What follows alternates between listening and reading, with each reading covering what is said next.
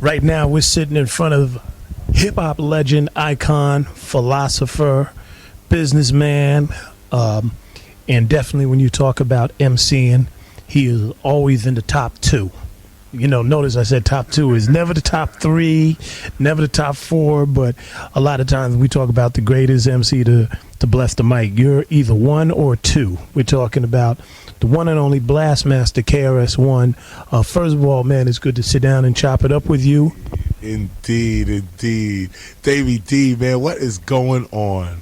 Well, what's going on, man, is that you are crossing a threshold, which, you know, it's funny on the surface, but it's actually new ground for a lot of people.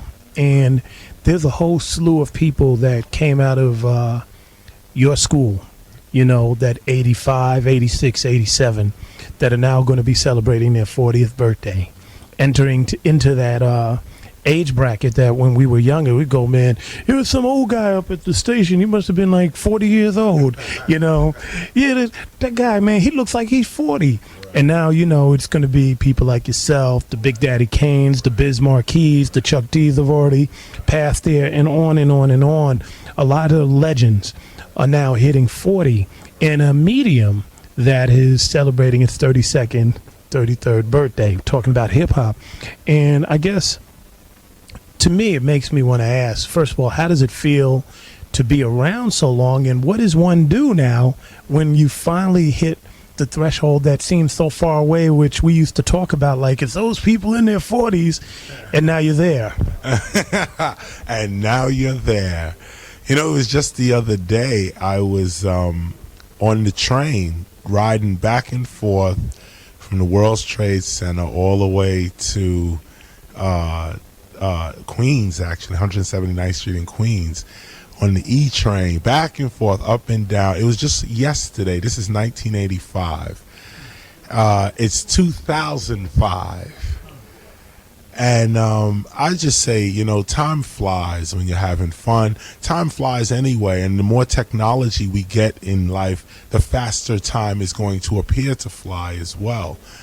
And so I tell you, when you ask what does it feel like, you know, what does it feel like to be in your future and be victorious in your future, be at peace in your future, you know, have prosperity in your future? That is a good feeling. It really is. And on my 40th birthday, which is just around the corner, I can't even front, man. I can't seem to wipe this silly smirk off my face. Yeah, and he does have a smirk, but you know, maybe it's because people might not understand why he got a smirk, but in 1985, when you were riding back and forth from the World Trade Center on the E train, that was because KRS-One had no home. You were homeless. And so to really come from that point in time where, you know, you have no idea where you're going to go, to being where you're at, known around the world, I mean, I can only imagine what one feels, and whether you are unique in the sense that you actually have an appreciation for those accomplishments compared to other people who seem to have come from very hard times, get lots of accolades, lots of material things, and at the same time don't seem to have an appreciation. Well, you know, everyone is allowed to govern and treat and examine their lives in the way that they feel they should. I thank God for every breath that I breathe every day. And maybe that's because of my mother. Maybe it's because of the way I was raised, whatever it is. But the point remains is that when I was young, from very young, I always just, you know, appreciated what I had and, you know, who I was. Even though we were poor, this is just what it was. And maybe I am unique in that sense. I mean, okay, in that sense. But I did meet a lot of people who, I'll put it this way, there used to be a time when a lot of people shared the view that I share today. It's just those people in the 70s and 80s, it was difficult for them to survive. Many of them were killed. Some went to jail. Others joined the army. Others even joined the mainstream through college. Did that thing. Listening to us right now, some of y'all nodding your head, going, "Yeah, yeah." You know, some of us just grew up and had children. Others of us try to stick it out in this thing called hip hop in particular. And this is where I bring this conversation right to here, because when you say uniqueness, the only thing I would think that is unique about KRS-One is the fact that I like to act on my visions. I don't see a lot of people, like with all the hip hop summits and the meetings and this. I was talking about this yesterday at the Temple meeting we had yesterday. All the talking at this and that, but no one's actually doing anything. No one's actually going anywhere. No one's actually setting an agenda. Like, here's what we're gonna, and let's achieve this agenda by next Monday. No one's like going in that direction. And the reason I bring that out is because there is a lack of appreciation for what you got. And you could talk all day, all night, and whatever about how you down with this or that, or you even appreciate your art. But the truth is obvious and blatant in your face. Most recording artists, rap artists in particular, if you say to them, tell me the climate of 1995. Just tell me the climate of your art, your culture, your life in 1995. Cats could not remember anything. Like, do it now as an exercise. Yeah, I run into that. We're talking with Blastmaster KRS-One if you're just tuning in. I do that a lot when I go to schools. Yeah.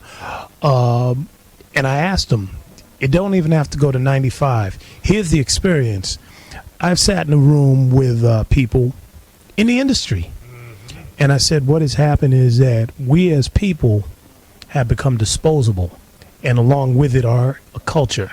This thing called hip-hop has been commodified and has become made that it's interchangeable with whatever medium decides to present it.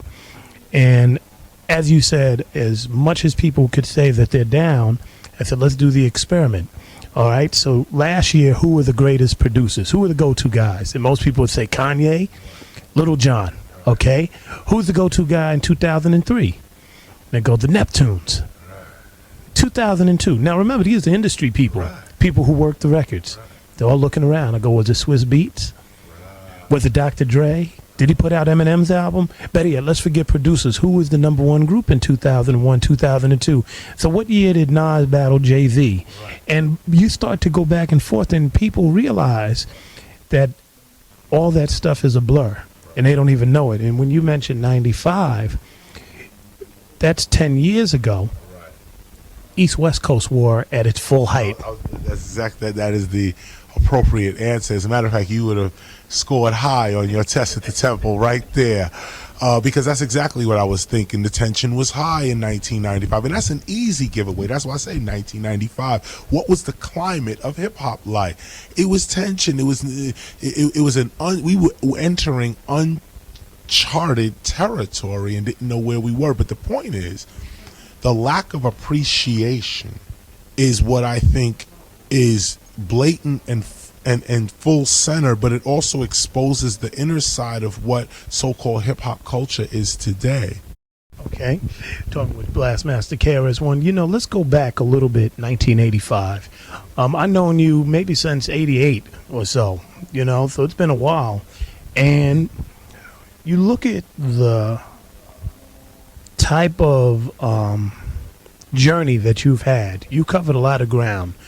You went from Criminal Minded with a gun on the front page of your album, talking about taking heat. I mean, you was listening to some people say you, Schoolie D, and Ice-T all putting out albums around that same time, or the forefathers of gangster rap, so-called gangster, and Just Ice in there too. Then we saw you go through all that period, and then you came up with the landmark album with My Philosophy on it, and that's when you took the name Teacher and all that thing, coming out of the depth of Scott LaRock passing. So we've seen you go through that. Then we've seen you go through all the other manifestations, talking about humanism and metaphysics. Seen you go through the thing where you were Pan-African. dealing with that, stop the violence, all these things, and we can go all the way up, to even doing songs with Puffy. A lot of people don't know you did songs with Puffy. Like, hey, let me try this mainstream thing. Yeah, you did the whole reggae thing. But the point I'm getting at, all the way up to now, where you have this discussion about I am hip hop, one can look at it from two sides. One is like, can dude make up his mind? Is he contradictory? What's wrong? What's going on? The other thing is, I'll let you answer it. How do you say, where is Chris coming from when we look at this long legacy of you dipping and dabbing and everything from reggae to Pan-Africanism to messing with rock and roll people to P. Diddy to being an executive at a record label to now? I love it. First of all, thank you for doing your homework. Wow. First of all, what you're seeing is the making of a hip hopper. You're seeing the making of hip hop's teacher. You're seeing the making of an MC. I would hope that my life is lived openly and publicly enough, at least the portion that you do get to see, my recording life is lived publicly, so that those that come after me, which I don't know, for me, I'm a sucker for those that come after me. For some reason, I care about the people who are actually going to pick up my album 20 years from now and say, how did he do this? Why did he do it? What impact did this make? And can I glean any kind of inspiration from it now? A lot of people want the old KRS who was standing on there with the 9mm and the Malcolm X pose by any means necessary. A lot of people want the Pan-African Chris. A lot of people want the Chris without the spirituality and all the other things. So, but that's the answer. Paul said, I am all things to all people. That's the work you have to truly minister to today's audience, or teach even today's audience. If you want me to be Muslim, I'll be Muslim. I've studied Islam for 25 years. Let's talk. If you want me to be Christian, I'll be Christian. I got saved at Clarence E. McClendon Church when it was here in Los Angeles. I tried to put a gospel album out. I tried to, what more can I do in the Christian world? Okay, I frequent churches, this, that, and the other. You want me to be a Jew? I'll be a Jew. The Torah is dope. And also I've been to synagogue a few times and even studied. But are you really those things if you're dipping and dabbling and not staying with it to the degree that some might? And the reason why, here's the reason why I'm asking this. Because there are a lot of people that got really turned on to hip hop, and really, when you're coming out of that golden era, the era of Afrocentricity, when you're doing videos with Malcolm in the back, first time people ever seen that woke up a lot of people, and they took a journey with you. But with that journey came, okay, I'm waking up to Malcolm, I'm studying all this, and now I'm turned on. I know about the Panthers, Nation of Islam, all these things. So now I'm building on these blocks. Well, while you have Malcolm, I'm studying Malcolm. You're talking about around 87. Well, really 87. Album-wise, it would be 88. But let's say 87 to 90. Because 91 jumped off with humanism, human education against lies, and all of that. But right there in my study with Malcolm, really the civil rights movement, period, just that whole thing there. I was also studying with Kwame Ture, who led me into the Pan-Africanist movement. It was two brothers, one by the name of Zizwe, Professor Z, and he introduced me to Kwame Ture, then alive, the late Kwame. And so Kwame began to go on tour with me, and we toured around for a few places, and was teaching me the inner workings of the civil rights movement, things that I could never really say right now, things that you probably even know yourself, but the inner stuff that comes out in books now, and people are shocked. Oh my God, he was really like that. Well, Kwame was hitting us with all of this back in 91, like 90. The Gulf War that jumped off somewhere between 91 92 with the first Bush president. The whole point of Human Education Against Lies was the war is not over. Just because they took it off TV doesn't mean that the war is over. They're still over there now setting up the next attack. Everybody said, oh, it's a conspiracy theory. Here Chris go again with his wild theories. And sure enough, here we are. We are not surprised by the politics of the world because we study. I stopped talking sometime around, actually after Heal, after 92. I stopped trying to tell people what I believe the truth is. The point now is, look, you believe whatever you want to believe, but there's certain things that are real and there are certain things that are fake. And when it comes down to, say, ethnicity, for instance, and you break down what race really is, you come to find that in today's 21st century society, race, ethnicity, class, religious belief or faith, these things have become inadequate in defining the modern human being. What do you mean by that? I mean that what are we more interested in, being black or being human or being spirit or being consciousness? Who are we really? What are we saying we are? Would we rather be white than human, or would we rather be Asian? Would we rather what? When you talk about ethnicity and you talk about race, okay, for a lot of people that is connected with a history and a culture. I am a product of people who went through struggle. I'm a product of people who developed all sorts of cultural aesthetics. I am a product of a history that I'm proud of, which shows that we've overcome and continue to overcome. And I think it would be a betrayal for me to suddenly say, nah, I'm going to put that back there. You can be black and human. You know, it's not an either or thing. I say to be black is to be human. The deepest part of being black, genealogically, I guess, is being African. The deepest part of being African is being human. The deepest part of being human is being conscious. I mean, it's like A, B, C, D, E, F, G. And why would we exist only in one area of ourselves? You have Native American blood in you, too. You have Asian blood in you. You have white blood in you, too. Why are you dissing those other aspects of yourself? Because we live in a world where you are as you're perceived, and you live in a world where we live in a world where we are socialized, which brings about culture. So you know, my culture, you know, if I do have white blood in me, I'm not culturized that way, other than what I'm forced to maybe assimilate to. But if your great grandmother was able to look at you right now, she'd say, "Boy, they all white. All these black folk white. They ain't no white. They ain't no more black people." If somebody from the 1700s was to look at the 21st century black male and female, they say they're white.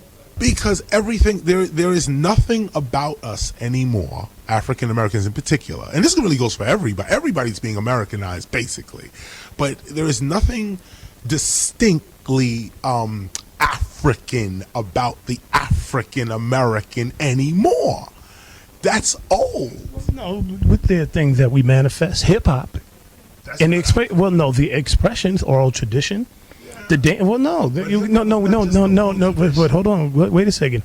All those expressions are deeply rooted, deeply in manifestations in a continuum, in an ongoing continuum of African expressions. But we have to acknowledge that and build upon that, because what often happens here is we start to have this conversation.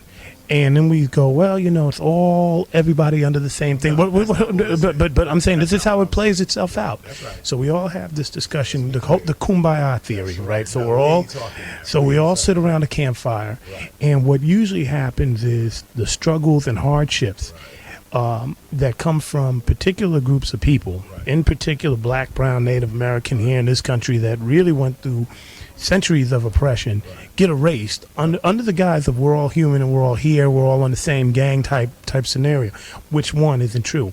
The second thing that happens is that we start to discount the genius of people who've been through so much to have come up with something that has been igniting the world. And you even said it in, when you came up with these things, the definitions, and you talk about street knowledge, as being an added element. Right. So for a lot of people, we have to build upon that part of it ourselves, because first we're shedding something. Well, I think to a large degree, a lot of people are having to shed the type of orientation that we're subjected to through media, through just the way society wants us. So if greed and sex and violence are things that are being sold to us every day, then we become that, and all of a sudden it becomes a part of the culture. This is just American.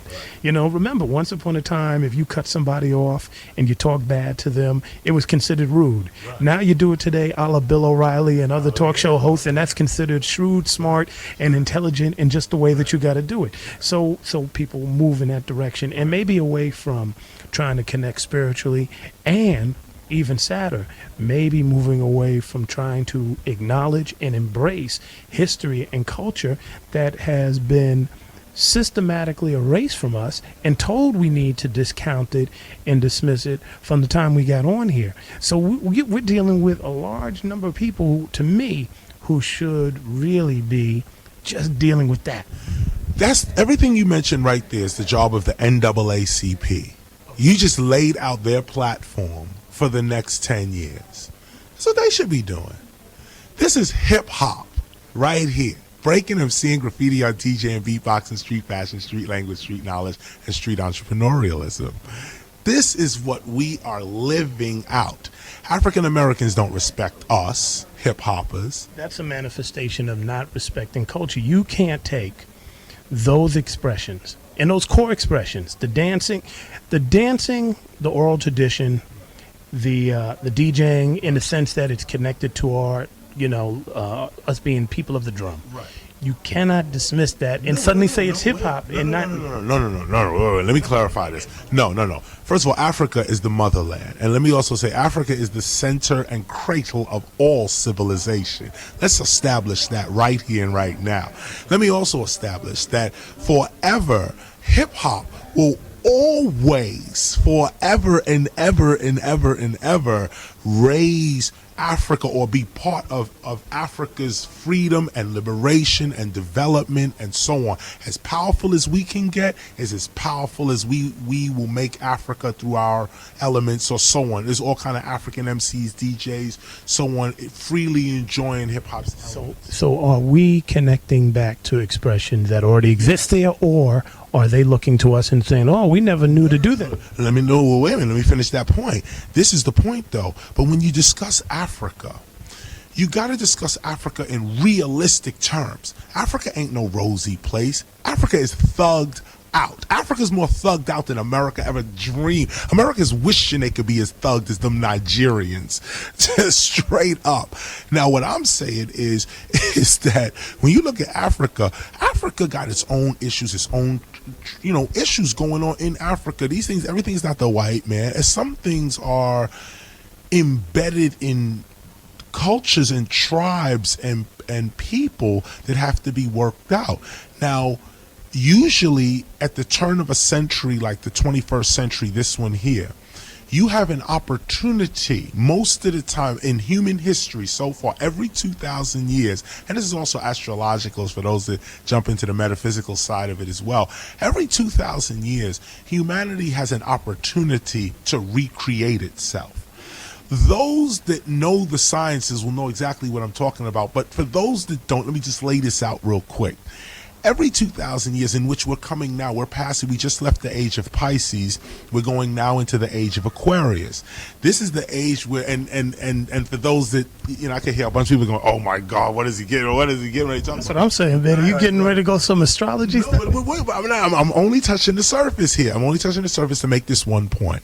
The point is this. Africa is deeper than black. It's deeper than melanin. Africa, the concept of Al-Kibulan is deeper than a skin color or even your political tie. This too is a state of consciousness. Now me, I consider myself a quantum philosopher, or the one who studies quantum physics, or a seeker of truth through quantum physics. Not my only seeking through truth, but I look at the world quantumly. What does that mean when you say quantum?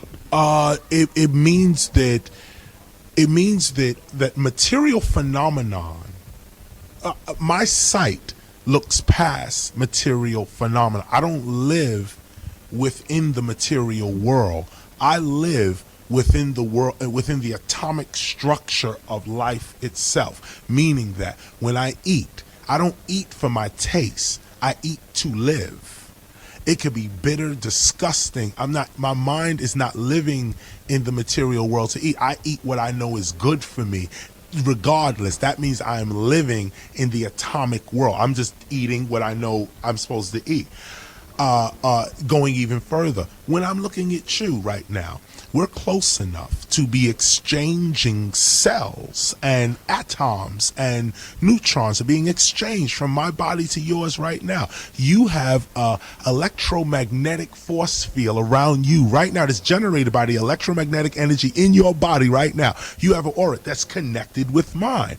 Just as I'm talking to you right now, our auras, the magnetic energy of our minds, the electromagnetic energy of our minds are also talking as well, just as we're communicating just like this. Now, I mention all of this to say that it is this level of conversation that we have to take ourselves to and hip-hop to. Yes, Africa is the cradle of civilization and the drum and the whole nine. But if you dig deep into African mythology and philosophy, Africa starts pointing to the stars. Africa starts pointing to other galaxies and other dimensions, saying that people came from other planets and gave us what we got. So even if we look at Africa, we got to still rise up from looking at the ground and start looking toward the heavens, start learning how to read the stars, because as long as we think we're black, we forever gonna fight our black cause. Don't you realize that you are consciousness? You are God on earth. We're talking with Blastmaster KRS-One. Don't you realize that you are consciousness? You are God on earth. You know, see, part of this I think you're doing just to get a rise out of people, man, because I've known you for long enough just to be like, this guy's going to say all this stuff. And there's people sitting there going, yo, I want him to continue because we haven't completed. You know, we haven't completed the type of attraction and journey that was started when I got albums like By Any Means Necessary. There's a lot of people living day to day, right, and all this stuff about stars and atoms and auras and all that. They're like, man, when you was talking on By Any Means Necessary, it was helping me pay the bills. Because remember, it came out during the crack epidemic. You know, so you had people like, man, my pops and my moms is out there slanging or smoking, and this is something that's getting me through. Now I'm getting through, I'm starting to wake up, and then all of a sudden you talking about atoms and molecules and all kind of stuff, and we got people going, yo, I'm still trying to heal from the trauma of that. Right. You know, are you really trying to heal? Because if you're really trying to heal, no, walk with me on this, because this is not me, but I'm saying that this is a thing that I think a lot of folks are looking for. They are looking for that tangible thing. Maybe it's a persona, maybe it's see a movement manifest itself where they can be a part of. Maybe it's a continuum with the charismatic person that you are, and others being alongside for the struggle. Because people have woke up and they're saying, yo, this is the struggle, police brutality, dude in office, all these different things. And all the philosophy and the quantum physics and all that stuff is good, but it don't pay these bills. It ain't stopping what's going on. My bills? Yeah, but it isn't paying the masses it isn't paying for the masses. And maybe the masses should listen. It is a privilege to have knowledge. This is not something that is to be broadcast over the radio. This is knowledge. You seek truth. We're chilling. Now, if you're not chilling, then dude, you gotta figure it out. But if I come and open my door and my book in my hand and I say, here's a way, I use the word quantum physics, or I could even say, as a man thinketh, so he is. I could say thoughts are things. Speak it and so it shall be. And so it shall be. Right, exactly. Which is rooted in African culture, West African, Nomo, the power of the word. So again, I don't want to dismiss that. I don't want to say this is some hip hop stuff. This is African. It is, however, everything is African. Somehow you got Greek, Italian, Jamaican, Haitian, Chinese, but all of it's African. Oftentimes, even when we talk about hip hop and those expressions being connected to Africa, Right. we still have that argument. Right. We have this argument. We have this argument to this day because people are very reticent to give that props, to acknowledge that, to acknowledge those African roots. Oh yes, it's not Africa. That's my point. What is not Africa? Africa is Europe. Africa is the West Indies. Africa is Well, we could debate all that stuff, but I'm talking about It's the cradle of civilization. Yeah, but we're talking about these expressions. Right. These expressions that have somehow ignited people all around the world. Right. And I think maybe, for a lot of people, Right. let's just focus on that just this one time. It's almost like if I call you Chrissy and you keep saying the name is Chris, right? You may get to a point where it doesn't matter whether I call you Chrissy or not because you're so far beyond that and I'm insignificant. But, when we have this conversation, damn it, you're going to call me Chris this one day. Just like, remember Muhammad Ali? What did he do with who was it, Floyd Patterson? He was like, you are going to call me Muhammad Ali because the dude kept calling him Cassius Clay. And I think to a certain degree, you still have a people that have been damaged, really damaged psychologically, physically, all these things, and by I think the oppressor, white supremacy, if you want to put that name to it. Let's raise that up. Okay. Let's go deep into this. Okay, but point I'm getting at, I think at the end of the day, we have to at least make sure that all those that we want to help, and I'm looking at people that come from our background. See, this is the difference here. I'm not trying to help anybody. I'm living my life. I'm chilling. That's it. Now, while I'm chilling, other people come to me and write me letters and send me emails and send me all kinds. I can't even walk down the street. And then, let me say this. They come to me and say, how did you do it? How did you go from where you was to where you are? And I say, well, I'm really not anywhere right now. They say, but no, man, come on, 20 years, this, that, and the other. I say, look, what I did was I visualized myself. I projected myself into the future, then stepped into the future later. Okay. And they say, oh, see, that's that philosophy again. So what am I supposed to do if I tell you? Because, Chris, we're talking with KRS-One, if you're just tuning in, that is not... You didn't go from being homeless in 1985 on the E train back and forth, World Trade to Queens, to this. Yes, You took a number of steps when you did the HEAL, human education over lies, against lies. That was not you chilling. That was you. I know. Oh, come on. I known you. I known. No. Let me give you the inside scoop. Let me give you the inside scoop. First of all, go back two movements before that. Stop the Violence movement and All in the Same. And that was not you chilling. Okay, we go back to Stop the Violence. It was me chilling. I was doing 2 albums that year. My work was Just Ice's album and the By All Means Necessary album. But you had a concern for violence and wanted to end it, hooked up with the Urban League and took some very concrete steps, which I think a lot of people... It was a fight the whole way. Yes, it was a fight. But a lot of people... The whole way, Black Radio didn't even want to touch the record. The National Urban League joined with C. Dolores Tucker and dissed us. That's the truth. I'm not arguing with that. But I'm saying... African American. What I'm saying is that you took those steps to try and make a difference. Now, granted, you ran into a dead road. Hooked up with the Urban League because the desire at that time was to stop, curtail black-on-black crime. Right. So that was a desire. That wasn't you sitting back going, I'm chilling. You looking out and saying, cats is getting killed. No, I'm not chilling then. That's 10, 15 years ago. I'm talking about now. That are at a mind state where they're not chilling. Buy the album then go to buy by all means necessary ghetto music, and you can really liven yourself up with the Pan-Africanist movement, no question. I have not abandoned that movement at all. I simply advanced myself in it. The Pharaoh does not know, or did not, or should I say the people don't know what the Pharaoh knows.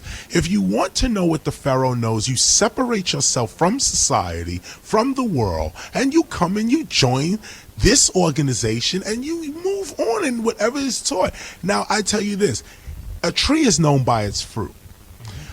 The main movement that KRS-One has been as the teacher. I took on this title because I feel it. It's my blood. I love teaching. But what do I teach? I teach the art of MCing. I teach urban inspirational metaphysics, hip-hop's history. What do we get out of it? You know, Queen Latifah is a I love mentioning her name even when I mention my own resume of people who I remember teaching, you know, and not that just sitting there listening to KRS-One, but that you are sitting there listening to KRS-One and you say, you know what, I'm inspired by what he's saying and I'm going to go and do this. And then you have the Channel Lives and the Mad Lions and the Shabba Ranks and the this one and that one, and even Puffy, when you look back in his early days when we did that record, actually, the remix to Step Into a World. I mean, Puffy was getting $150,000 a remix, $200,000 a remix. I said, yo, Puff, I need a remix. He came out and did it for free. I mean, say what you like, diss the record, whatever. But when it comes down to the real culture, KRS-One seems to be able to only rely on thugs, pimps, prostitutes, and hoes. Every time I reach my hand out to the conscious crowd, the queens, the kings, the prince, the lord, the God Almighty, these cats are scared. You know, we walk around with, oh, the Holy Spirit, this, that, and the other. But then the minute, you know, Mr. Charlie comes around, it's, yes, Mr. Charlie, I'll get back in place. You know, I commend Snoop Dogg for what he did the other day, because see, that's a shining example of what I'm talking about when I say real. If you want to talk real, we talk real. Let's real. This is also, by the way, metaphysics. Snoop do the other day, so that we kind of get an understanding. He squashed his beefs. He actually did the hardest thing that forgiveness. The seeking of forgiveness and the giving of forgiveness are two of the most hardest acts for any human being to achieve. Forget what you think about Snoop. I said on the radio the other day, I was talking about this with a friend, and I was saying, here you have the poster boy for Girls Gone Wild. Here's Snoop. This is Snoop Dogg and Dog. This is our Snoop. Okay, we know what Snoop is about. And now you have others like myself, like others. I'm not going to mention anybody else's name, but you know the conscious crowd. We still beefing, still backstabbing, still bickering, can't get our philosophies together, can't join each other's movements, can't support one another. We still stuck up in that. Snoop Dogg, a confessed thug, straight G. He went and got his whole crew together and said, yo, I'm putting an end to this. I'm going to make sure you have no beef with me, because I'm telling you, I ain't got no beef with you. End of story. Got a meeting together, did his thing. Man, to a minister, to a teacher, to a man of God, Snoop could do it. He just made his way into heaven. And the rest of these cats sitting on their knees praying and talking words to God don't even understand what the spiritual life is about. That act right there is what I'm talking about. Now, how do I bring that back? I bring that back this way. That's our culture. That is, what is culture? That is distinct. Oh man, you got me thinking about this. Criminal minded to spiritual minded. That's what Snoop did. That's what 50's gonna do. That's what Chingy, that's what everybody's going. Now you mentioned Snoop. See, this is a good thing when you have history, because you can go back. And I'm not going to go back, and I'm not going to go back and put it on people just for the sake. But Snoop had a 10-year backslide and a 10-year misstep. I was at the meeting at the minister's house in '96 after Biggie got shot. I sat next to Snoop. You know, it was me, Snoop, Too Short, Nate Dogg. I heard what Snoop said that day. I saw Snoop's reaction when he made the promise to end the beef then. I was in that room when everybody sat around at that meeting. I think you and P. Diddy might have been the only ones who weren't at that meeting, you know. But all these people, tears in the eyes, heartfelt things, you know. Cube sat down and ended his beef with Common. It was a beautiful thing, right? But so how do you go from that and a year later to all the beef in 10 years? And what happened is a lot of people got hip to Snoop and joined up with Snoop and liked Snoop and became attracted to Snoop because of that beef. And there was a legacy that may have been left behind because they were riding for Snoop. And I'm just using him to make the larger point. So now he comes back and he goes, you know what, maybe these seeds that I planted are finally catching up. Now, it's great. I'm glad he had the summit and he brought everybody together, and he did a beautiful thing. He got everybody together. But game is still beefing. You know, so you still have that going on. And I'm gonna encourage people to keep doing it, but I'm also going to say that there has to be some responsibility, because you sat in that room and you made a pledge 10 years ago to end the beef then, and then you didn't. Well, maybe we can't say that he didn't. We can only say that it took 10 years for him to achieve it. But here's my point. Because we are human and we fall victim to these various temptations and sometimes the deliberate attempts that come from the outside constantly, COINTELPRO, police, all that stuff, to constantly keep us off our game, then I don't think it's as easy as sitting there just saying, I thought it and then it will be. I think we have to constantly. It is. And this is a good teaching session right now. It is that easy. It is so simple. The truth is so simple that it's complicated. People don't believe that they can actually live the life they want to live. They don't believe that they put, most people put more. When people going through oppression, Jim Crow, slavery, you don't think those brothers and sisters were thinking freedom, dreaming freedom, praying freedom, but they didn't have it? Yeah, no, they did have it. They didn't have liberty. They had freedom. Wait, whoa. Chris, man, you just saying things. No, let's clarify the point. Liberty is what they did not have. They could not walk in their environment freely. They could not walk freely in their environment. They were restricted in their environment. Freedom is an inward thing. You declare that you're free. Can't nobody make you free. These people, our grandfathers and grandmothers, speaking of African American history, a history that I will never give up or give away or this, that, but we'll get back to that later. But going back to that, think about this. When you're on the slave plantation and you're picking the cotton, there's two types of people picking the cotton. One who believes they're supposed to be there, and another one who believes they're not. The one who believes I ain't supposed to be here, I'm free, they still may be picking the cotton, but they believe in their heart, I know I ain't supposed to be here, and the first chance I get, I'm getting out. The other person doesn't even make an attempt. There may be a third person. The one is like, I'm not free till everybody's free. The Harriet Tubman. I'm saying that there is, and there's a history. That's a tall hill. No, I don't think so. The Harriet Tubmans who had their freedom and went back. Tubman is like Jesus Christ. Like you only get one or two of those. I'm talking about the regular general masses. It wasn't too many Harriets. Cats was on that plantation, and if you wanted to get off, you either worked your way off and bought your freedom, or you escaped and ran and tried to do something else with your life. There's a whole legacy of people that have tried to make sure that all of us are free. All of it, and the struggle continues as long as one of us is downtrodden. So it comes back to my original. No, I disagree. I would go, see, and again, now you just got to know who you're talking to in this sense. My reality is not just history. My reality also stretches into science, physics. Yeah, but Chris, you can't do that because somebody reached out to you, a Skylar Rock, and others was like, it ain't all good until it's good for you. But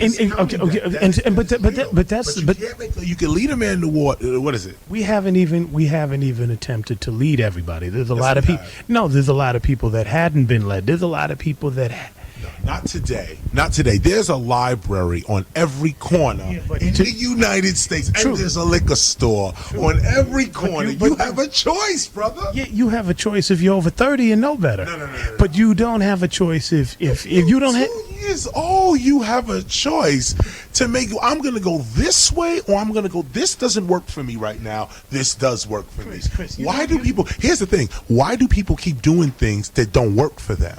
That's the question. Well, yeah, but why do you keep doing what don't work?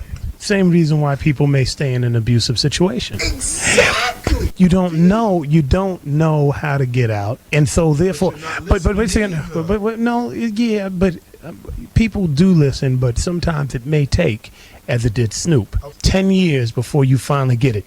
And but wait a second, and Snoop came to that conclusion not on his own, but Snoop came to this conclusion to do this peace thing, because there were people outside of Snoop who stuck with him and stayed in his ear and said, brother, you have to keep, kept at him. So the point being, Snoop may be the face of that summit when they ended the West Coast beef. Yeah. But when we really want to keep it real, we have to look at all the other people that were doing the work around. That means the people that were still trying to do gang truces and all that and continue to do this, that will never be on the radio or never get the accolades. The people that had his ear, those who are known and those who are not known, those who work day in and day out to change the society, and unfortunately, maybe a few mothers' tears, because the legacy of him sparking beef and engaging in beef, in very real beef, may have been, may have given birth to violence that, has ravaged our community. And so the point is, yes, he finally came to that conclusion, but at the same time, it only works when all of us are aware, okay, Snoop did this, so now if he says peace, then all of us have to now start supporting the peace efforts that are going on, the gang summits, the people trying to do that anyway. Yeah, but they've been wanting to do it, but they never had these high, over the past 10, 15 years, where society is socialized by looking at those who are celebrities. Then a lot of weight comes on those people who are celebrities. They're like, man, Chris is a celebrity. We need him to say peace. Chuck D is a celebrity. We need him to say peace. And when a Snoop says peace, it means so much more, because it's like, man, because they're the spotlight. If Game says peace, it looks so much more. And it does a lot of damage when they backslide. Well, so a lot of damage was done when them brothers sat up there in that room and stood at that press conference in Chicago and said, we're all about peace. And a year later, we're beefing again, because it sent a message to somebody 13, 14 years old, said, man, these cats ain't full. They full of it. But here's the thing now. You're right. You're correct. I agree totally. Let me just start before I say anything else. We can't say one thing and do another. KRS does agree with that, But you've done that. You've done that over the years. And let me raise you to that level of understanding. Exactly. As I say, let me say right up here at the top, I am a person for consistency. And consistently, but consistency. But here's the point, though. Okay. I think if Snoop and everyone else comes out and says, Snoop Game and everyone, we're doing, this is a piece. We're going to do the piece. This is it. This so on. To be honest with you, I think that's all they should do. I think the people who've been working on peace then should join Snoop, join Game, and really orchestrate what it takes to cause peace. Like I think more myself and others who claim to teach hip hop dropped the ball. That's what I was saying. When Snoop had that monumental conference, well, it really was Minister Farrakhan brought everyone together and you're talking about 96. 96, that's right. It was us, the conscious hip hop community, that was supposed to step up and pick up from where Snoop did. Whether Snoop backslides or not, he nor I nor anyone else alone is hip hop.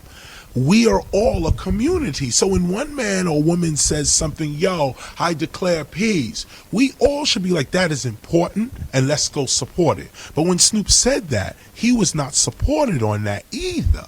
He got looked at like, oh, you softening up now?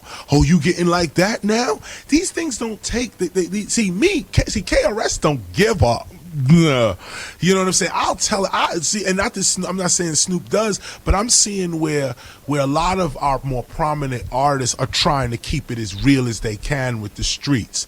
They're trying to keep it as real as they can with their record company or whatever is feeding them and keeping respect in as their order. They're trying to keep it real with that. But here's the thing: sometimes the people ain't gonna be on your side. You have to decide: are you a leader or are you a follower? And every time somebody steps up and tries to lead, the real leaders should step up and be like, yo, this person is at least trying to lead. Let us show him where to go, what to do, how to do it. Let's finance it. Let's talk about it. Let's bring him into the fold and make him one of us. Unless those leaders are put up there and then mislead, or those leaders are there and then don't do what they're supposed to do. KRS-One ain't never mislead. They ain't never did what he was not supposed to have said. I'm going to do this, and it ain't happen. If we're talking about hip-hop, KRS-One exists. Davey D exists. By the way, that's why hip-hop will always have an African base, because of the very argument that exists within the development of hip-hop. I don't argue against the African base, but I do argue against us getting stuck in Africa. Because when I study Africa, it points to the stars. And when I come today, I say, well, Africa's Africa and America's America. A Jamaican don't want to be called a Haitian, and a Haitian ain't a Brazilian, but we all black. So why I can't be hip-hop? Man, talking to KRS-One, we'll take a break. We'll come right back and finish this off.